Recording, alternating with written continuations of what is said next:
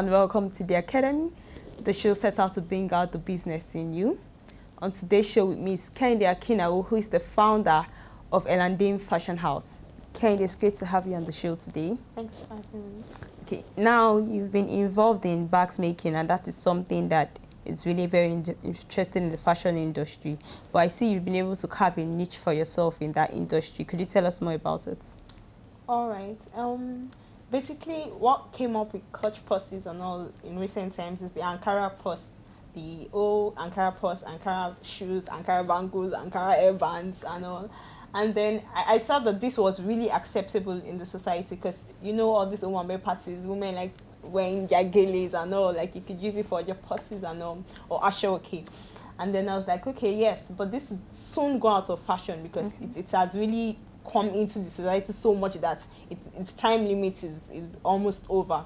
And also I was like, okay, so what can be next? What would actually come in next? And then I thought of it, actually leather can never go out of fashion. So I started working with leather. But then the old English damask thing came up in the market and all, just this particular material, it's different, it's exciting, it's inviting, and all. I'm like, I could incorporate this into purses too. I could put them in clothes, I could make them in shoes. Okay, I think that's... Yes, this whole concept. And I'm like, it could work pretty well with clothes, shoes, and then purses too. And I'm like, and it's very, very catchy and inviting. So there's no way someone will pass the purse and like, that's nice. Okay, now I know I've seen some of the pictures of the purses, and really I must say they've been very creative, fantastic ones. But where does the concept of the designs of the purses come from? Where do they come from? Majorly, first of all, inspiration comes from God, first of all. And then secondly, I would say that looking at the environment, basically, looking at the environment, normally clutch purses just come with this old, a little bit rectangle, and then they're just stout a little bit. And then the cut itself, I tend to look at different things, like the other time we made a circle purse, and then it was a place we used to cut it out, and then the other time we made a star purse, and then we had to really measure and all that, make it star. But then basically just looking at my environment and seeing shapes, basically shapes, I just picture.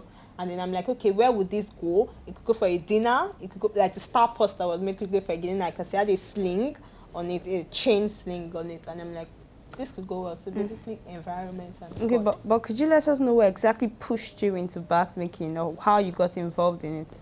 All right, okay. Firstly, I would like to say I have a flair for making things out of things that are of no use anymore. Like, instead of throwing something away, I'll look for what I could use this thing for and all. And then it all started, the clutch purses all started from Covenant University. That's where I scored for my BSc. And then we had this EDS, Entrepreneurship Development Studies thing, where you have trainings and all. And then I enrolled for a semester for the bags and leather works, and then it was exciting. I realized that I could make a purse myself, so why buy one? And then that's where it all started from. And I decided to start the old Ankara thing, pasting Ankara on the old fiber paper and all, and it was that's where everything started from, really. But starting up, what responses did you get from your parents and your friends when you told them, okay, this is what I'm interested in and I want to go into this? Wow. Okay. First of all, when you say you're making purses, that's what you do for a living. Are you serious? That's where you make money and all, and people are like, okay. But when they see how lucrative this business is, because we have a lot of Yoruba women that like going for parties and all, and then when they have something that will make them stand out in a party, they are ready to go for it. We have very, very fashionable people in Nigeria. So really, the business is lucrative, in quotes. And then when people see that you are successful, really, they don't think of what exactly is, except apart from stealing and all, but they don't really think of the implication of what you are really doing or anything. They just say, oh wow, this thing is going on and everything. But I would like to say that in my family, when I first started making, okay, maybe part-time and all, that's what you really want to just doing by the side and all, and then it's okay, it's like an hobby.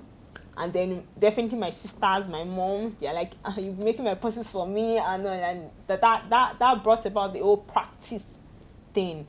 It was generally acceptable in my family in the sense that they saw it as an hobby, something I had interest in, and they were ready to say, if you have interest in it, go on. Could you let us know how you were able to finance it?